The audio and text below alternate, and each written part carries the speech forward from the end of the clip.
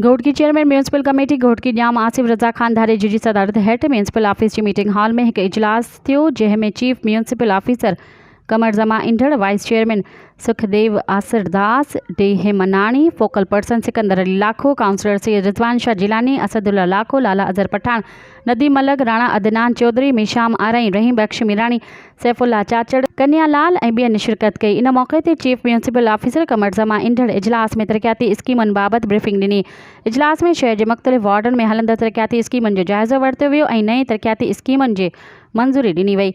शहर में public private partnership तहत शॉपिंग प्लाज़ा ऐं मार्केट जी तामीर बाबति काउंसलरनि सां सलाह मशवरा कया विया। समूरी काउंसलरनि खां सफ़ाई बाबति रिपोर्ट वरिती वई। इजलास खां पोइ chairman municipal committee Ghotki Jam Asif Raza Khan Dharejo पंहिंजी ऑफिस में शहरियुनि सां मुलाक़ात करे संदनि मसइला ॿुधा ऐं खेनि फौरी हल करण जी हिदायत कई। मज़ीद ख़बरनि ऐं तफ़सीलात लाइ विज़िट कयो असांजी वेबसाइट www.awamiNewsHD.com ऐं ॾिसंदा रहो अवामी न्यूज़ HD।